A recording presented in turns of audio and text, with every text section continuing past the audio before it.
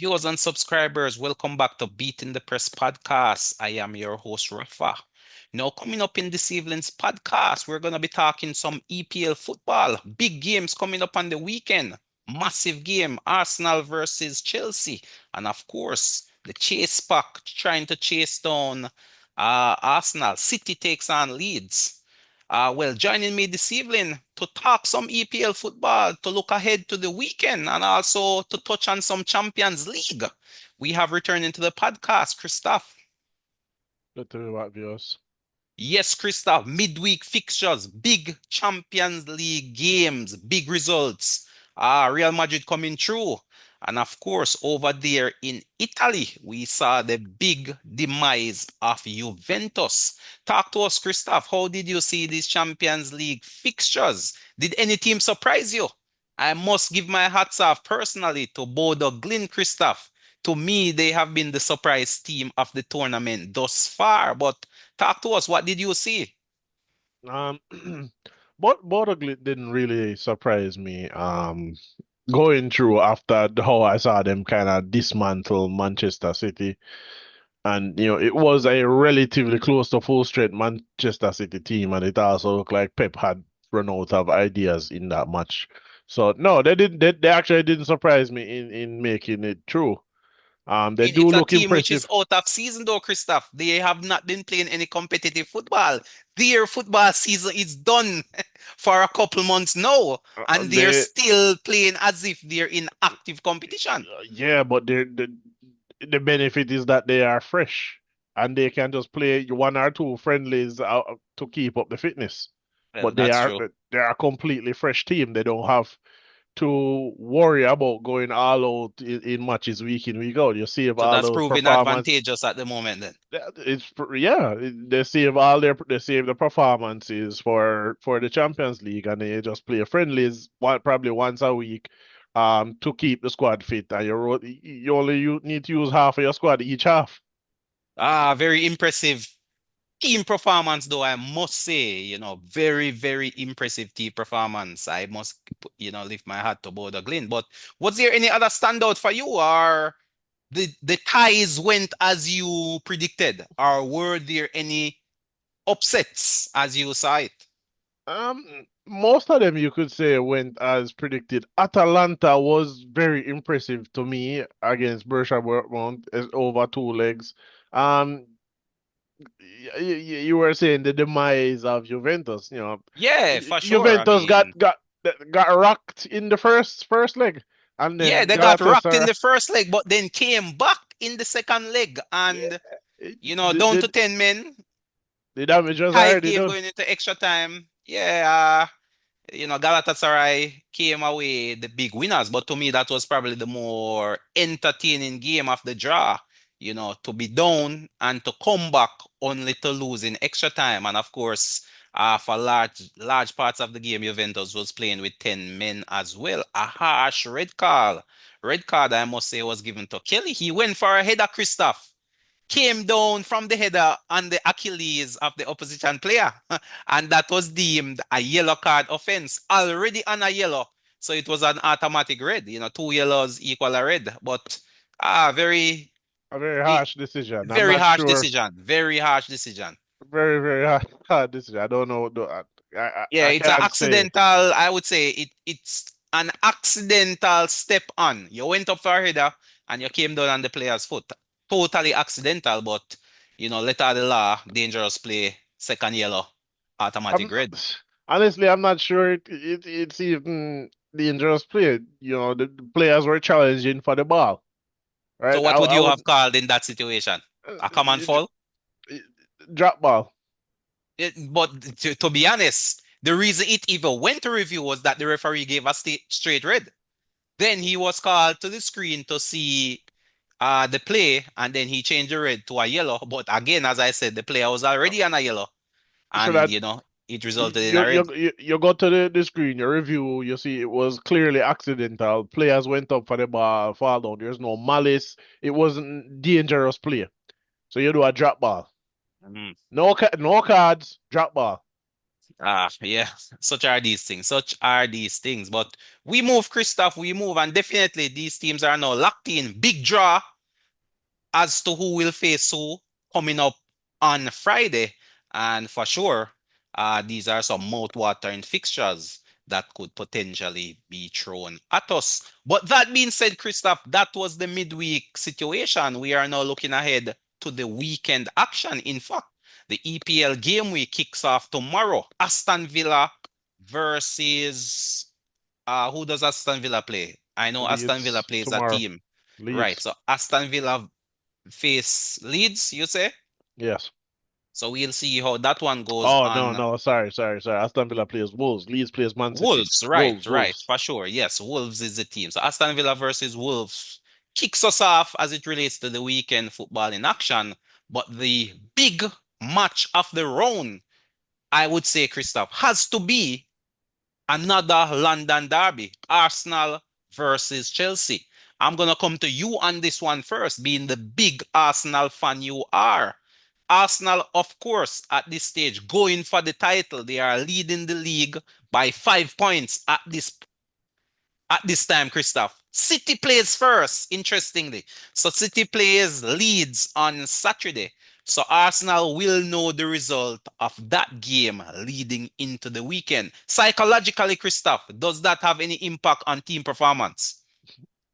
Um, Aside from last week, so far this season it has had an impact on performance.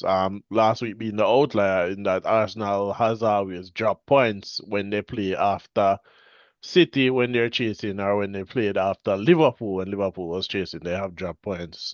So are we Last saying week, they'll drop points this week?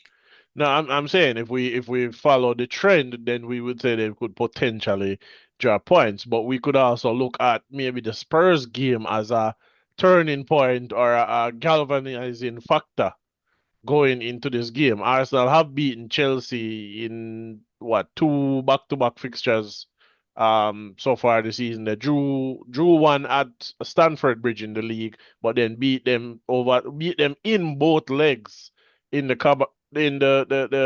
Caballero Cup.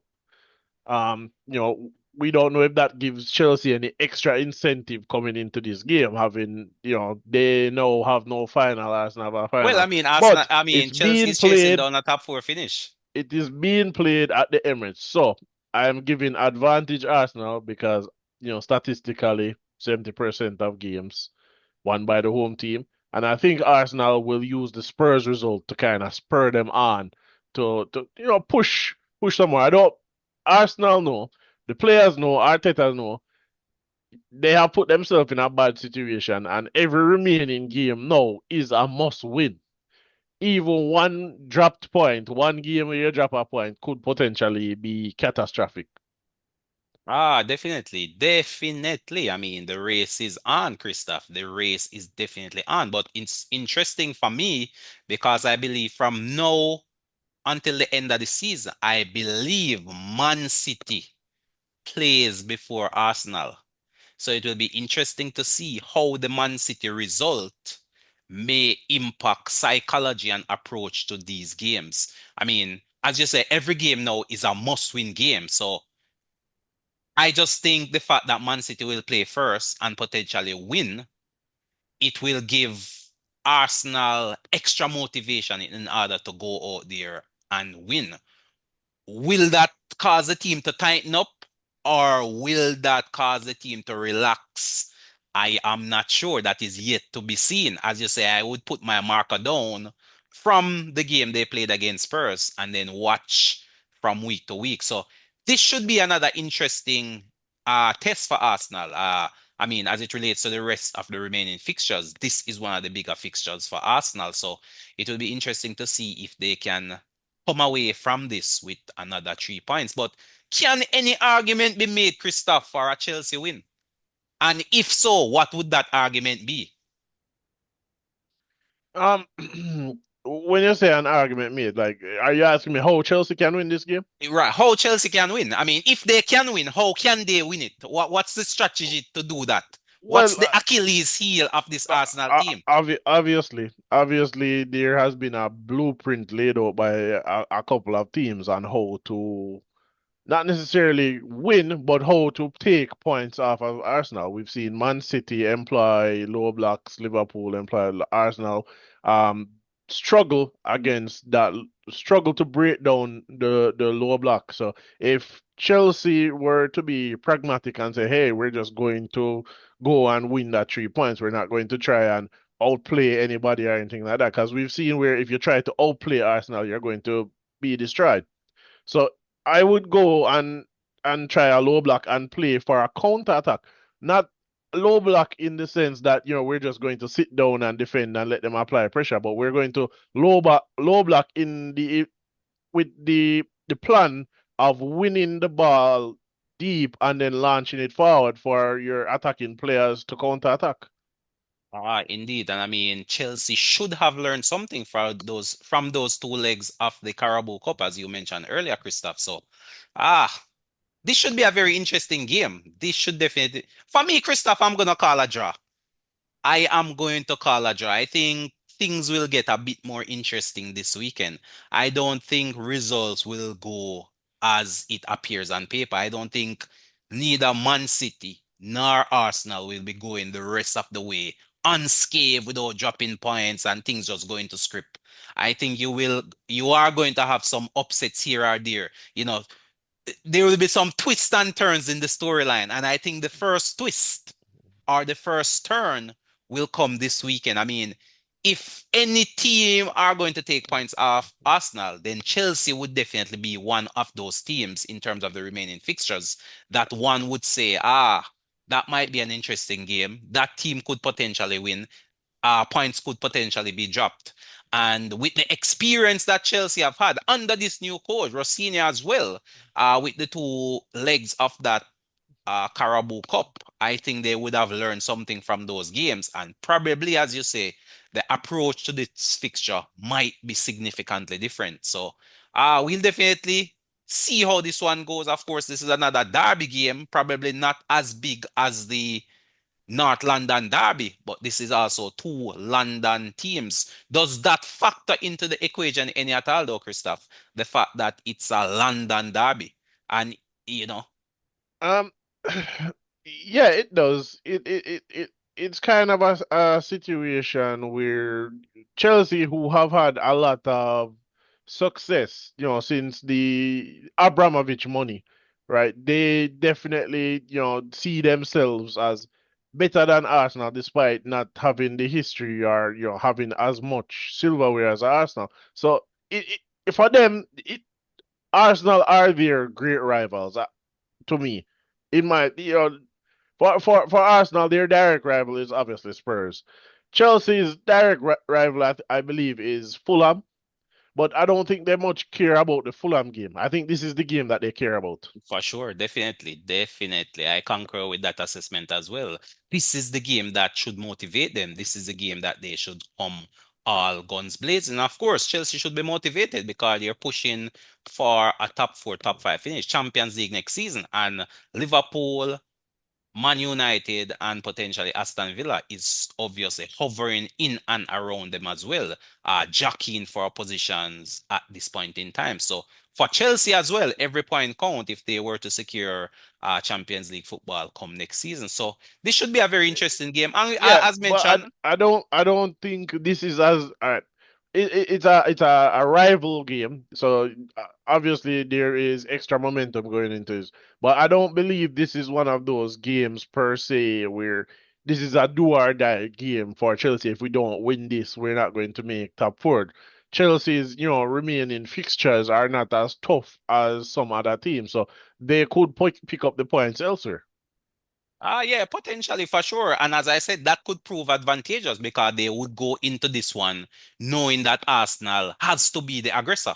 Arsenal has to come out and attack, so to speak. So it may play into the hands of Chelsea. To be honest with you, the longer they stay in the game, then the better for them. I think Arsenal will eventually open up in searching potentially for a winner. So that is why, Christoph, I am keen on this game. What will be the approach? Having seen the Man City results the day before. Now, I mean, it's not given that Man City will beat Leeds, but let's assume City beats No, Leeds. I don't think Arsenal will for the, again because it's a big team that you're playing against. Arsenal are going to be weary of how Chelsea are going to approach this game. Like I said, if Man City win the game, then Chelsea is going to say, all right, we can sit back and counter attack Arsenal. Arsenal is going to be weary of them playing that, and potentially there is some plan in effect to somewhat deal with that. Yeah, we'll definitely have to see how the cookie crumble. It's becoming almost like a chess game now, Christoph. It's becoming almost like a chess game. So we'll see what Man City I mean, does, and then we'll see the Arsenal response. even the fixture list is the Champions League games. The Champions League is going to also affect this chess game. You have big matches coming up. Are you going to be playing that Champions League match away from home? Do I play my full strength squad here and get the points, and then potentially they are tired for this big weekend fixture coming up, and I'm hunting the title. Do I rotate the squad for this game, right? And then I have a full strength squad to play on the weekend. Yeah, lots of big managerial decision. This is where champions are born, Christoph. We are now in the business end of the season. We are in the final quarter. That's when champions are made, and it's these managerial Yeah, decisions that will determine the it outcomes. is those managerial decisions that are going to determine, how well Pep and Arteta are going to manage their squads for the remainder of the season in order to maximize points, stay in the Premier League. And of course the pressure also. How will you manage the pressure? Right, whether you're going to stay in that Premier League, you're going to focus on the Champions League, you're going to try and balance the two of them. Mm. But in terms of this game, though, Christoph, what is your official call? What's your score prediction? 3-1 to Arsenal. 3-1 to Arsenal. Wow, that is a big call. Did not see such a big scoreline. I mean, do you think Arsenal has what it takes to put three past Chelsea, having put four past Spurs last week? I mean, they put three past Chelsea a couple weeks ago. So you're using that you're using that result as a guide for this one then. I'm not. Yeah, I don't believe the squad is the same squad. Mm, Right, they put three past them. Granted, you could argue that the manager made potentially a tactical error, in my right? opinion. But For sure. you also have to look at Arsenal was not scoring when they were playing defensive, but as soon as they attempted to play attacking football, they got shredded, which is what I'm saying. If you try to outplay Arsenal, almost every team that has tried to outplay Arsenal has lost badly. Ask Bayern Munich, ask Inter Milan, ask Atletico Madrid. Every team that tries to outplay them You're loses badly. you're name dropping now, Christoph. It seems like confidence is oozing through the veins at this point in time. No, what I'm saying is the only way teams take points off of Arsenal is if Is when they they try to low block. outplay Arsenal. No, when they try Or to when they low outplay, block, when approach they low, defensive.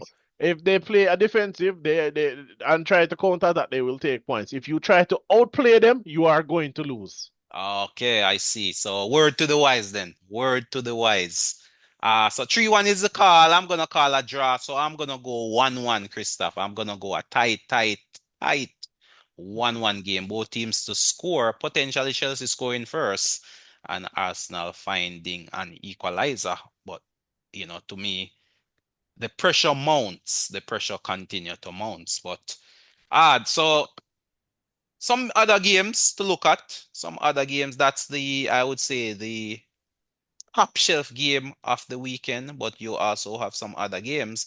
Just to quickly touch on the Leeds versus Man City. Let's not overlook that fixture because at the end of the day, Leeds is a Premier League team, Christoph. They came up and have been doing well. I mean, at this point in time, you could say they have secured their status in the EPL for another season. Because they've gotten that 30-point mark. Well, is it the 30-point mark or is it the 40-point mark? I think it's the proverbial 40-point mark, if memory serves me correctly. Once you make it across 40, then statistically, you should be back. But I think based on position and the other teams below them, including Spurs, I think Leeds should be back come next season. But this game is versus Man City, Christoph. This game is at the home of Leeds. And I am 100% sure Leeds is not just going to roll over and hand Man City the 3 points. So what's your thought process as it relates to this game? Is it a gimme for Man City? Is it that they just have to turn up and the 3 points will be theirs, or do you expect them having to roll up their sleeves and having to fight for these 3 points? So, in my opinion, Leeds goes out and they try to play football and they try to win games. They're not just going to low block teams for the entirety of a match. They press high, and um it's not that it's a gimme for Man City. It's that it plays into their hands in that if you don't play a low block against the bigger teams, then there's a lot of space for Man City to counter attack. And yeah, I have somebody like Erling Haaland who is very, very, very pacey. He's going to get behind the defense a lot. And Haaland has been out of form for a number of weeks, not scoring as much. But you never know when that farm will turn around. This could be the game where he picks his farm back up and he picks up a hat trick or something. So there's a lot Possibly. of pace from Haaland, from a Semenyo, Phil Foden. So I think Man City get the points, and it's not that it's an easy game. I think it's just the manner in which Leeds will play will make it look like an easy game. That there's going to be a lot of space for Man City to run in behind and play balls in behind for Erling Haaland. So what's your call for it? What's your score prediction? I think this is 3 or 4-0 to Man City. Wow, 3 or 4-0. Wow, that's a big scoreline at the home of Leeds. I don't think it will be so easy. I think Man City will pick up the 3 points, but I can see Leeds scoring that man, Calvin Lewin. I can see a Calvin Lewin getting on I, the I don't know. score sheet. I've seen Calvin Lewin missing a lot of sitters in the past couple of weeks. I don't know about him getting I on the mean, we're score not sheet. saying he's the most prolific of strikers, but he can find the back of the net. And we know this season, in particular, the Man City defense isn't the more sure-footed. So, as I Er, said, I er, I er, see it er, being a bit closer than a 3-0, earlier 4-0. earlier in the season, a lot of teams kind of saw that the Man City defense wasn't great, and they went for it, and they saw a lot of joy as a result. But as the season has progressed and as we've come into the new year, I don't see a lot of teams kind of going for it like they did earlier in Right. the Plus, I season. mean, in the new signings as well. Remember, a new goalkeeper was signed. We also saw the addition of Gehi also, and we also see the return of Diaz. So you could easily say that the Man City better defenders are now back in that rotation.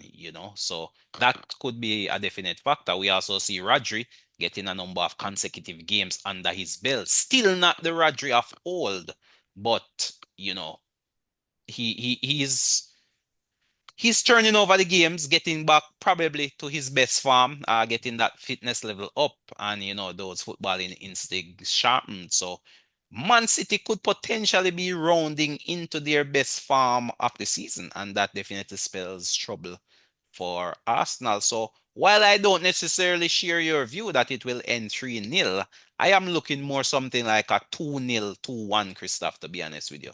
I think a two-goal margin should be sufficient to get the better of this Leeds team.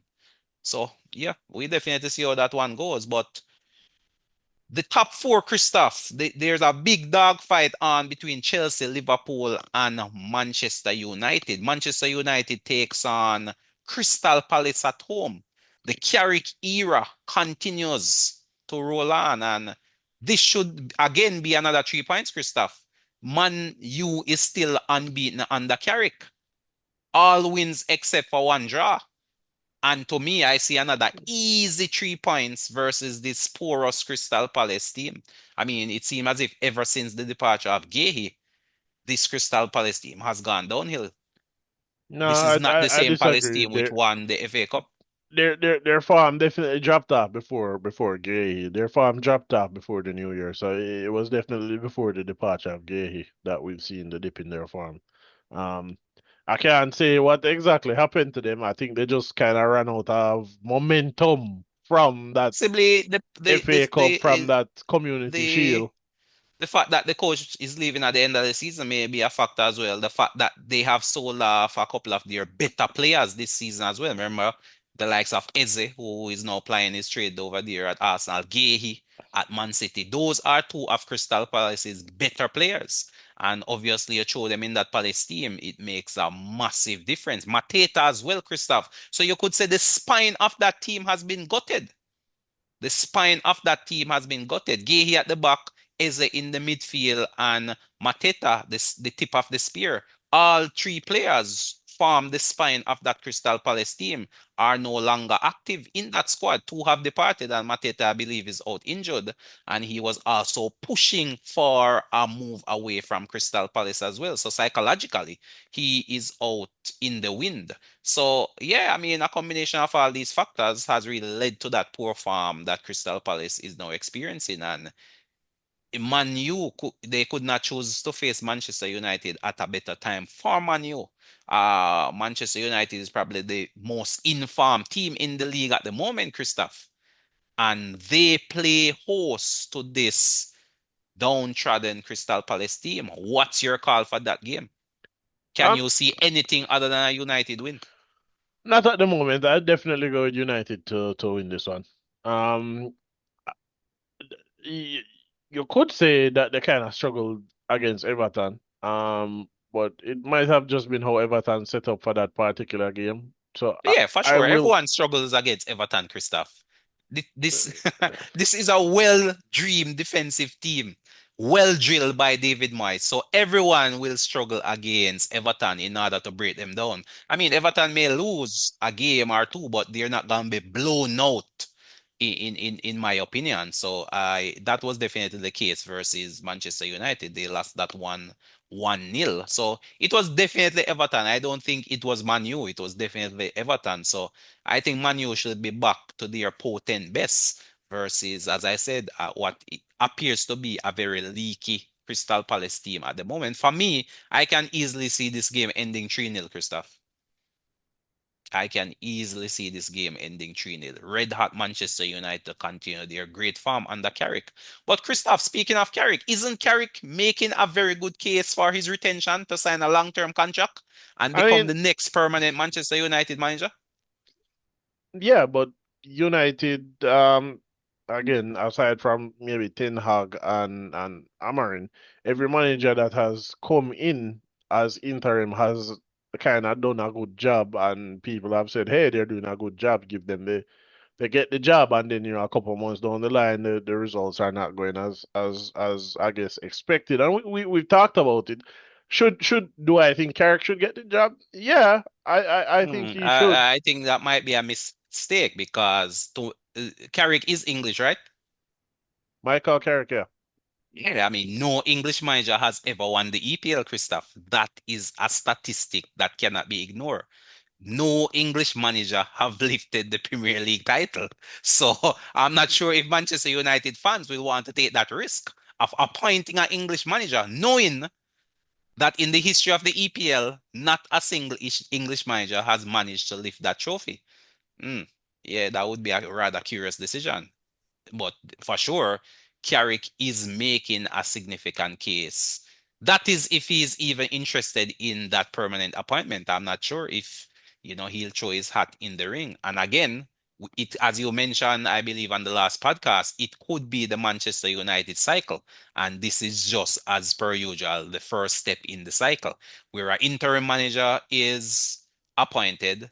And then as soon as a new manager comes in, we'll see the same characteristics of Manchester United emerging again. I'm not sure. It's Yeah, definitely a wait plus and see like game. like we said, there are a number of other factors at play here as well. There are a number of high profile players whose contracts are running down, or players on big salaries running down, as well as it's a World Cup year and players are trying to get that World Cup call up. So Mm. Extra there motivation then. there's a number of extra motivation in that squad for Michael Carrick. Had this not been a World Cup year or had contracts not been expiring, would Carrick get this level of performance from these players? These are some very interesting questions, very deep and very penetrative. I'm not sure. We'll definitely have to wait and see what the United hierarchy do. But the other team in the equation gunning for that Champions League position, Christoph, is Liverpool. Liverpool plays host to West Ham, coming off a super late win over Nottingham Forest. McAllister finding in the back of the net in added time. You could Some say the last kick Arne, of the game. Arne slot time.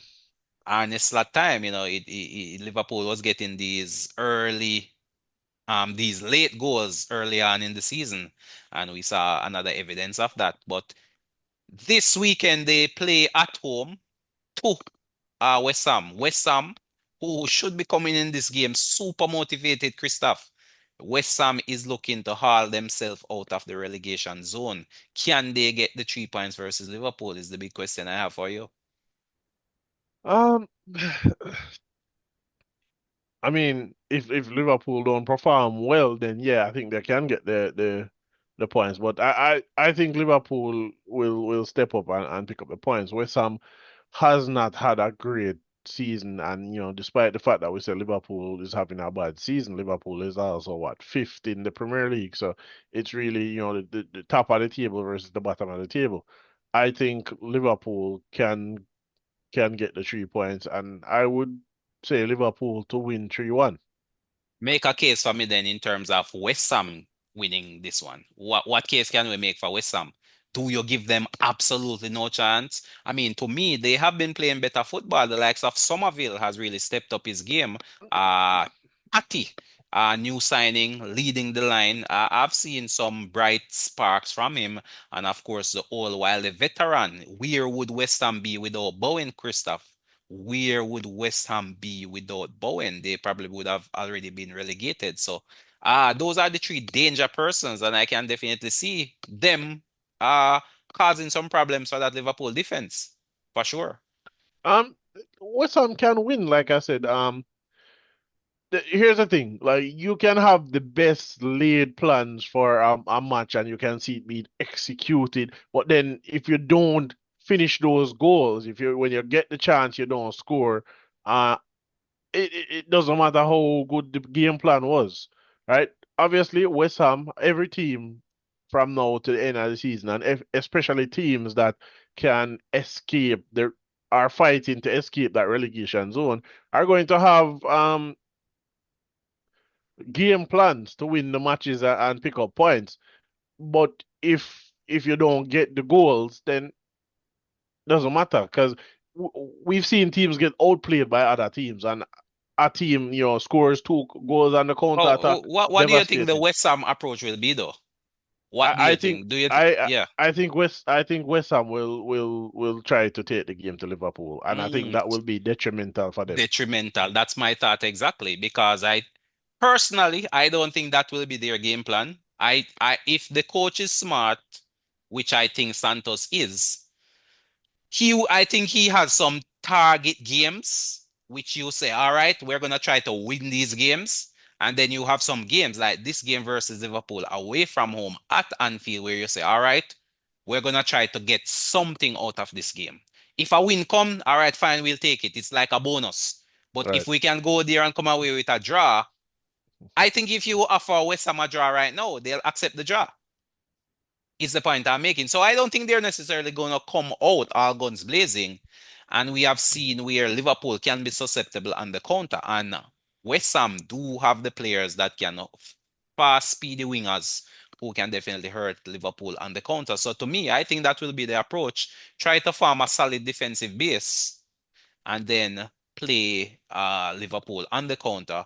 And of course, try to take advantage of set pieces where possible. So I am predicting Liverpool to win, but it's gonna be a tight affair. Almost similar to the game versus Nottingham Forest. But this time around, as you mentioned, 70% of home teams usually win their matches.